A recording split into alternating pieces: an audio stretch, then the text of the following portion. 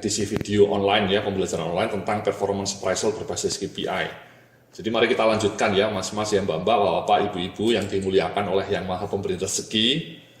Jadi kita sudah lalu ya beragam video sebelum ini ya, kita sudah bicara bagaimana melacak KPI, menghitung skor KPI, yang memberikan bobot, target, monitoring sampai scoring KPI. Kemudian dalam video sebelumnya juga saya sudah kasih tahu bagaimana Anda mengidentifikasi kompetensi, observasi kompetensi, dan scoring atau evaluasi kompetensi sehingga muncul nilainya. Nah, setelah dua elemen ini didapat ya kita kemudian satukan mas. Ya.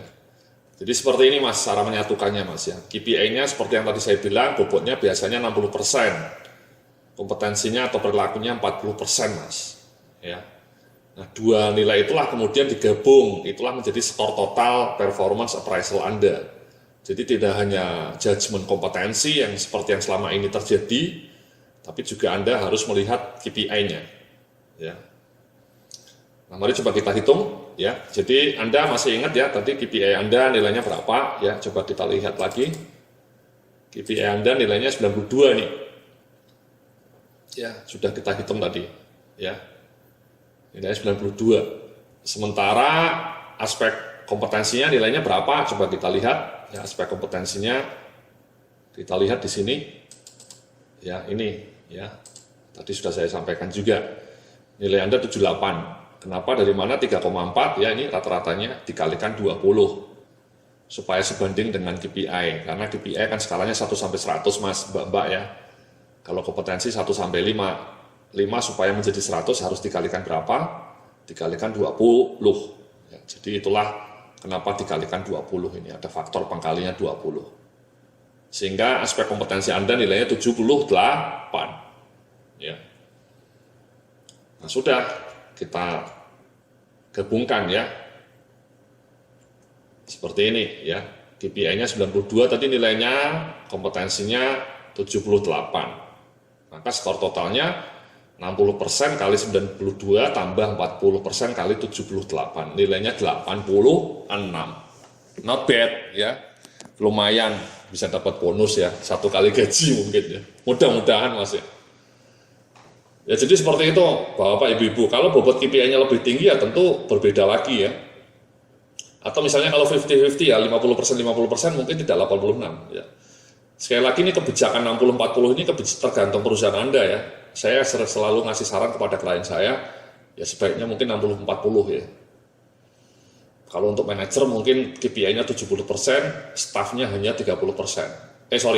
Kompetensinya 30%. Nah, kalau 86 ini apa implikasinya terhadap reward and punishment? Ya seperti ini mas. Ya. Misalnya skornya di atas 100, bonusnya 5 kali gaji, kenaikan gajinya 12%. Ya. Skor 95 sampai 100, 4 kali gaji, kenaikan gaji, dan seterusnya mas ya. 90 sampai 94, 85 sampai 89, 80 sampai 84, bonusnya 1 kali. Tadi nilai Anda 86 mas, ya jadi Anda masih lumayan ya dapat bonus 2 kali, alhamdulillah. Naik gajinya cuma 6% tapi ya sedikit, sama dengan inflasi ini ya. Tapi kalau skor total Anda bahkan di bawah 80, Anda lebih parah ya, Anda tidak dapat bonus dan kenaikan gajinya hanya 4%. Nah ini skala ini yang tentu yang bikin ya manajemen mas ya, owner ya, saya ini hanya ilustrasi saja ya.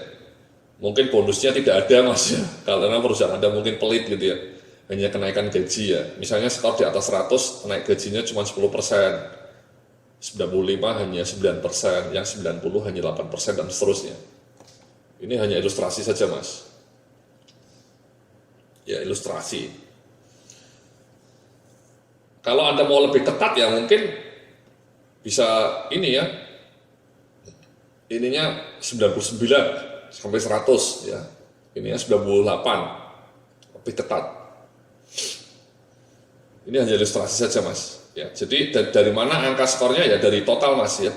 Ingat bukan hanya skor KPI, bukan hanya skor kompetensi tapi skor total, yakni 86 ini. Itu mas ya, mbak-mbak ya. Mudah-mudahan Anda nilainya 100 ya, bahkan 110, kan bisa mas ya. Tadi yang saya cerita di KPI Anda bisa punya peluang nilaimu di atas 100 kalau targetnya di set, Anda melampaui target, nilaimu bisa di atas 100. Jadi bisa, ya kalau pakai sistem KPI nilaimu bisa di atas 100.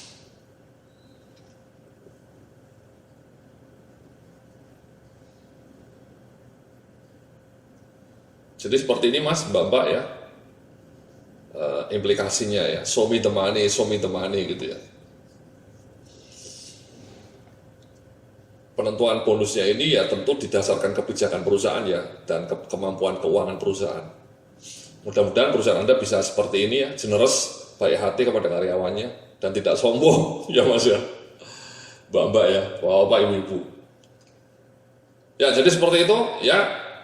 Yang terakhir ini ya saya mau bilang ya, key success faktornya penerapan KPI itu ini Mas ya, tolong ketika menetapkan KPI-nya tadi pakai SMART ya, kita sudah belajar, saya sudah kasih tahu contoh-contoh KPI dengan lebih detail ya, banyak juga saya tadi ngasih contoh KPI marketing, HRD, finance, IT, production.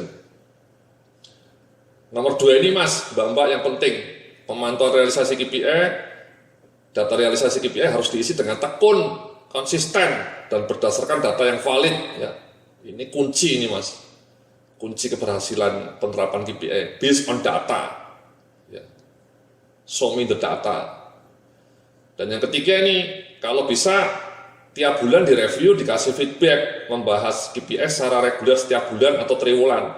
Saran saya sih setiap bulan Mas, setiap bulan, supaya lebih heroik ya, lebih bagus lah.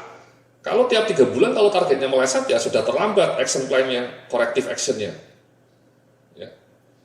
Jadi itu Mas 3 pilar untuk membuat KPI Anda berjalan dengan sukses. Ya. Kurang lebih seperti itu ya, Bapak Ibu-Ibu ya, materi yang saya berikan mengenai KPI ini ya, sekali lagi mudah-mudahan apa yang saya sampaikan bermanfaat ya. Jadi harapan saya mulai bulan depan atau kapan gitu ya, Anda rencanakan supaya di performance appraisal Anda betul-betul sudah memasukkan elemen KPI ya, tidak hanya kompetensi tapi juga KPI-nya, sehingga kinerja Anda menjadi lebih terukur ya, because you cannot manage what you cannot measure. Anda tidak bisa mengelola kinerja kalau Anda tidak bisa mengukur kinerja itu. Mudah-mudahan dengan sistem KPI ini kinerja bisnis Anda menjadi lebih cetar membahana, lebih top markotop ya, menembus langit ya kinerjanya, dan bonus Anda bisa melimpah ruah. Amin. Terima kasih, semoga apa yang saya sampaikan bermanfaat bagi Anda ya, dan bagi perusahaan di mana Anda bekerja. Salam sukses, penuh keberkahan.